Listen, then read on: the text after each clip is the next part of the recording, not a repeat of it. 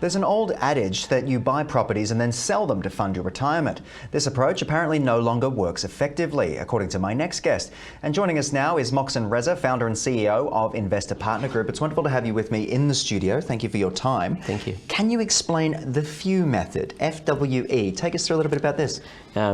It's very simple. So as a first-time investor, you always need to think about what your foundations needs to look like. So FWE stands for Foundational Properties Experienced Investing, or Foundational Investing, Expedition Investing, and High Net Worth Investing. Okay. And it's a structured journey of building up your foundation right through foundational properties, and then expedition properties or experienced investing, and then transitioning into high net worth investing. Okay, and this is something you've seen become more popular in recent times? Yeah, this is something that I've come up with a lot of mistakes and a lot of me investing and trying to understand what the structure needs to be.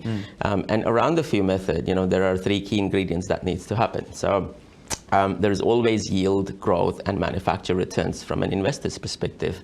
So you talk about the yield, it's about the rent that a person makes on the property. The growth is what the market offers to you. You buy a property for $500, it goes to $600,000. Where's it going to go next? Yep.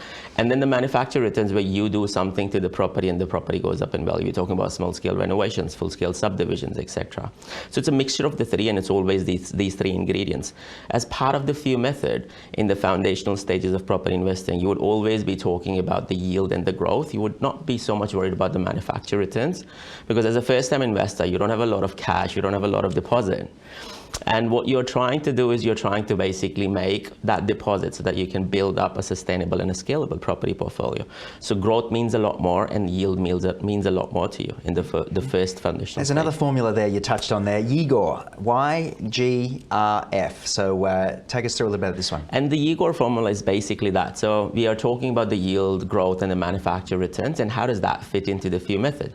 So when you talk about the YGOR formula, in the first stage of foundational property investing, you are basically doing yield and growth, and short-term growth is your focus. Once you've done that and you're moving or transitioning into expedition or experienced property investing, you're still focused on growth, but the banks don't like you anymore. You're not the golden child to the bank. And so your serviceability might be cramped. And so how do you go around still building wealth? And that's where manufacture returns comes into place. There would be that last $20,000, $30,000, $50,000 that you would have access to, post the buffers, and you can use that to do small-scale renovations, subdivisions, saving the property at the front, building something at the back, etc. The fun stuff. Correct, yeah. And you're transitioning slowly and gradually into what I call it is experienced property investing. Now, I would say 95% of the investors stay in this two space. They buy foundational properties, they go into expedition, and that's where it stops. And that's what the cycle of the passive property investing is. For people who are high risk and they like to do more fun stuff, then the transition comes into high net worth investing, where now from a YGOR perspective, you are not only chasing yields or rents on a high cash flow properties like commercial properties, co-living, NDIS, but what you're also doing is you're going into manufacture returns. You're talking about full-scale subdivisions, dropping a house and building 4 and selling that. So it's more fun stuff. And so as an astute investor, you would play in all of these three things, and that's the idea of sustainable and a scalable property portfolio. Okay, let's touch on retirement as well. I know that's something you wanted to bring to the table today. How much does the Property Plans portal, which you can take us through, help with an early retirement? Look, all of this comes down to having a structured strategy in place. I see a lot of investors, they basically grow their wealth organically. Barbecue conversation, I'll go and buy a property here, I'll go buy a property there. It's very organic, and you tend to make a lot of mistakes because it's blind following the blind.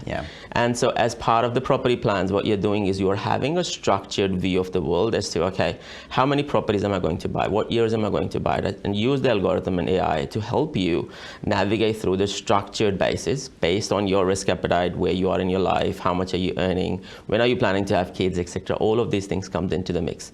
And in the structured way, what you're doing is you're not letting your emotions drive your property investment journey. You are letting your ambitions drive your property Because it is an journey. emotional purchase. It's one of the 100%. biggest purchase many people will make in their lives. Definitely. And so as part of the retirement planning, I'll share some case studies. So I have a client who came to me at around 54. He's turning 60 right now.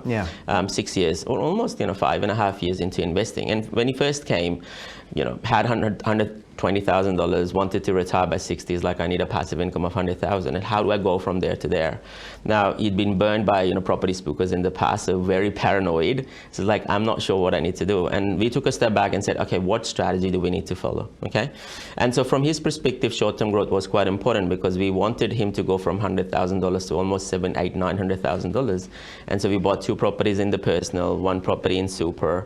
You know, we caught the short-term growth. You know, he has basically moved all of his money into super now, using through financial advisors, financial planners. Moxon, in the interest of time, I'm curious to know if people want to find out more about the work you're doing and perhaps some of these formulas as well. Where's the best avenue to go? The easiest way is reach us out on Investor Partner Group, investorpartner.com.au, or you can drop me an email on moss@helpmebuy.com.au.